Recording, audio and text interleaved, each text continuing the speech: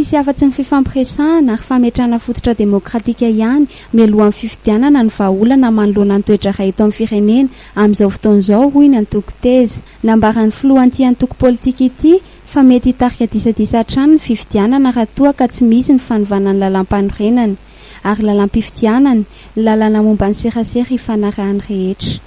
Les règles de jeu de la démocratie na le fitsipy-dalao feny démocratie eto Madagasikara mihitsy tsy mety ka ilaina hiadikevitra masaka tsara aloha, masaka tsara tenerana tsara zay vao miroso anao amin'izany fifidianana zany.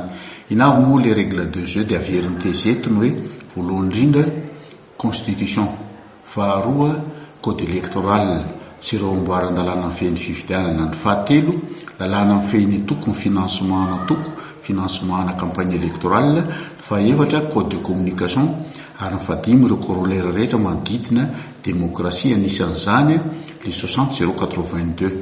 Dia io zao ny ifandirana amin'izao fotoan'izao io anankitelo amin'le hoe règle de jeu.